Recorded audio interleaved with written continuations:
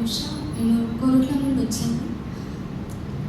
చాలా సంతోషంగా ఉంది, దుఃఖం అని కాదు. నిజంగా దేవుడు మమ్మల్ని నిజంగా ఇది అన్ఎక్స్పెక్టెడ్గా వచ్చిందైతే కాదని చెప్పినప్పుడు నాకు చాలా సంతోషం వేసింది. దేవుడు నిజంగా మనందరినీ తన కృపలో ఏర్పరచుకున్నాడు. అందుని బట్టి నేను ఎంతగానో థ్యాంక్ యూ చెప్తున్నాను.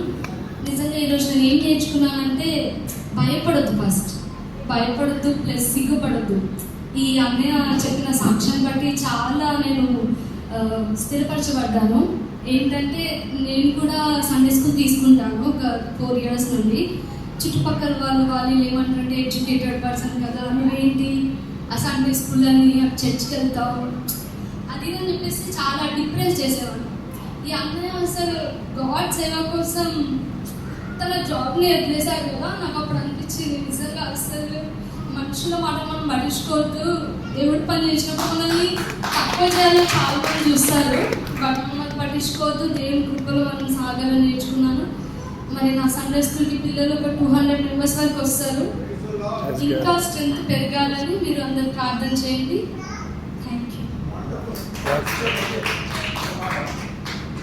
కేవలం మీ ఇంట్లో ఉన్న పిల్లల్ని పట్టుకోవాలనుకుంటున్నారా? బయట పిల్లలు ఆలోచన బయట పిల్లల మీద ఆలోచన ఉంది. అంటే ఇప్పుడు సమ్మర్ ఉంటుంది కదా, నాకు చిన్న చెల్లెలు ఉంది 4th class. తనకి చాలా మంది ఇంటి దగ్గర పిల్లలు ఉంటారు అనమాట.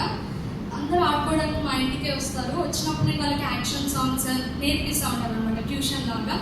సో వాళ్ళ కోసం కూడా మీరు ప్రార్థన చేయండి. వాళ్ళ పేరెంట్స్ ఎక్కువ డిస్టర్బ్ అవ్వకుండా, ఏంటి అని చెప్పకుండా, వాళ్ళు కూడా ఇప్పటివరకు అలాంటి ప్రాబ్లం ఏం రాలేదు దేవుడి కృపను బట్టి. దానికోసం దేవుడు